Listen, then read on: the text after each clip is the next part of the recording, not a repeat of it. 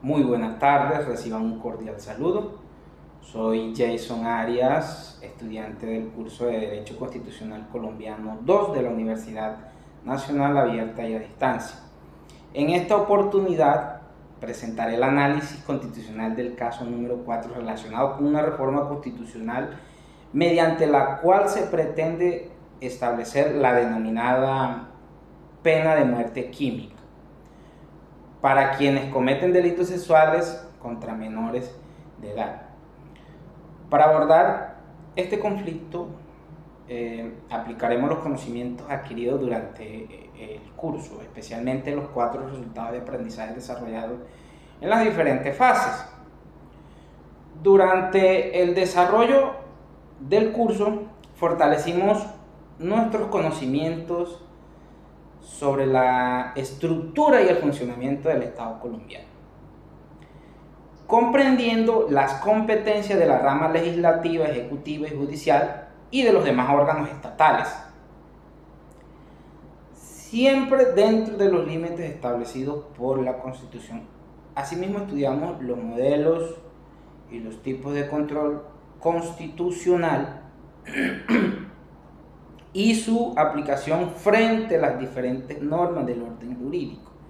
Analizamos los mecanismos, procedimientos, límites para reformar la Constitución, reconociendo que el poder de reforma no es limitado. Y abordamos los estados de excepción, sus modalidades, requisitos, riesgos y mecanismos de control. Estos aprendizajes nos permitieron analizar conflictos constitucionales desde una perspectiva integral, reconociendo que todo el ejercicio del poder público debe respetarse, la supremacía constitucional y garantizar los derechos fundamentales. El caso plantea que el Congreso de la República tramitó y aprobó una reforma a la Constitución Política que establece una denominada pena de muerte química para las personas que cometan delitos sexuales contra menores de edad. De acuerdo con el caso, esta sanción consiste en la inhabilitación corporal permanente del miembro sexual mediante un procedimiento médico obligatorio. Después de aprobada la reforma, el Congreso se dispone a iniciar los proyectos de ley necesarios para implementarla. Frente a esta situación, aparecen dos posiciones. Por un lado, quienes defienden la reforma argumentan que debe prevalecer el interés general y la protección del menor de edad. Por otro lado, sus opositores consideran que la medida desconoce el bloque de constitucionalidad, la dignidad humana, la integridad personal y la prohibición de tratos crueles o degradantes.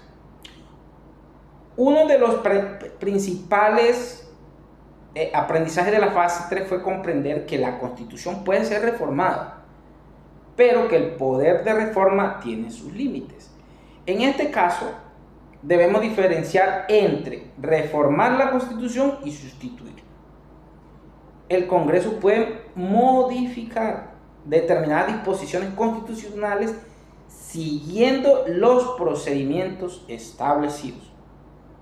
Sin embargo, de acuerdo con la teoría de la Constitución, con la teoría de la sustitución de la Constitución, el poder de reforma no puede utilizarse para reemplazar elementos esenciales que definen la identidad de la Constitución. Por ello, el problema no consiste únicamente en determinar si el Congreso siguió correctamente el procedimiento formal para aprobar el acto legislativo, sino en analizar que el contenido constitucional está siendo afectado por la reforma.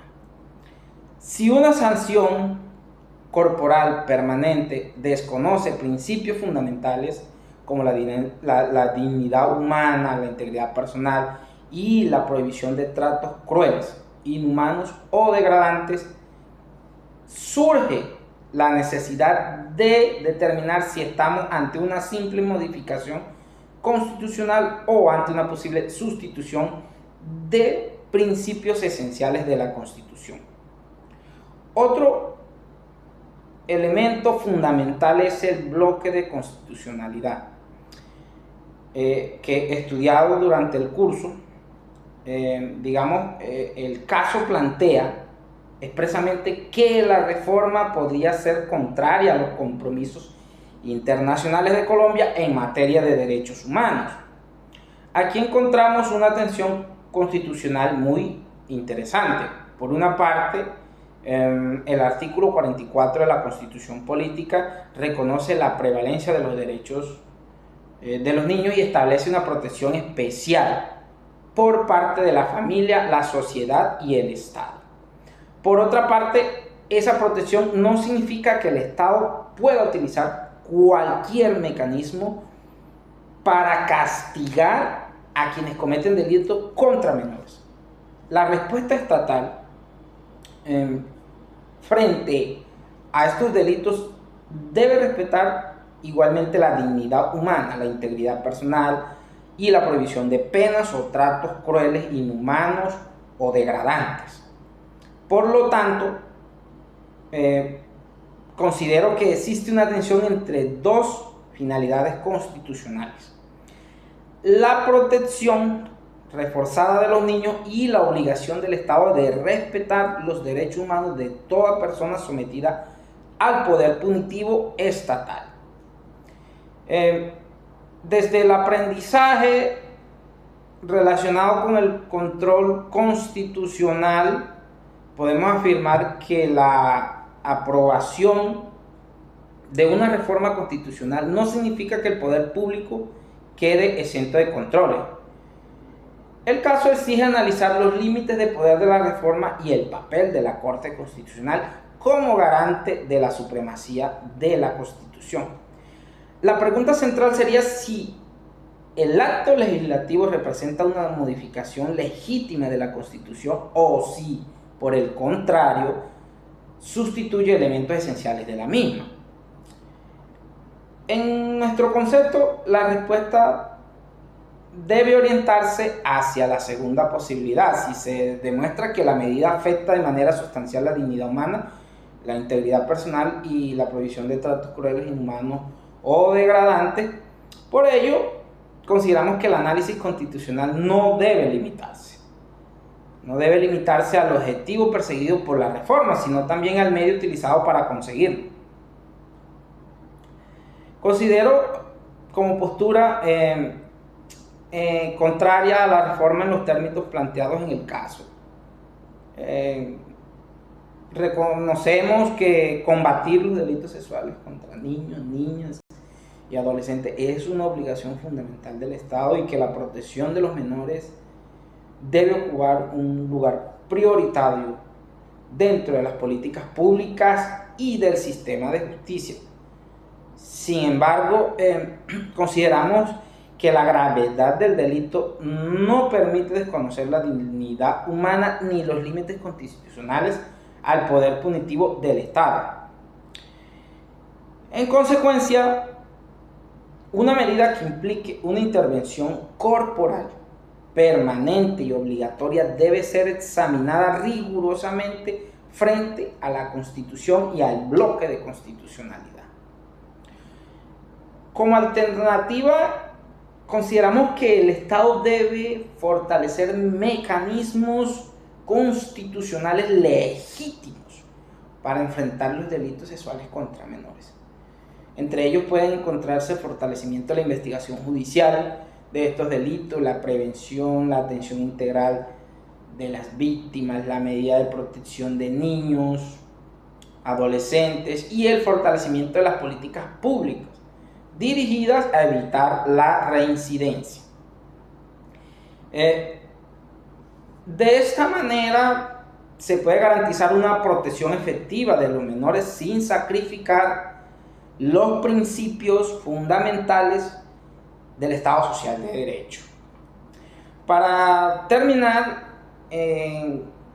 lo que tiene que ver con el caso número 4, nos permite integrar los principales conocimientos adquiridos durante el curso. El análisis de la estructura del Estado nos permite identificar las competencias del Congreso, el estudio del control constitucional, nos proporciona herramientas para examinar los límites de las normas. El análisis de la reforma constitucional nos permite diferenciar entre reforma y sustitución de la Constitución. Y el estudio de los estados de excepción nos recuerda que el ejercicio del poder público siempre debe estar sujeto a límites y controles. Para terminar, la protección de los menores es un mandato constitucional fundamental, pero su defensa debe realizarse dentro de los límites establecidos por la dignidad humana y los derechos fundamentales, la Constitución y el bloque de constitucionalidad. Muchas gracias por su atención.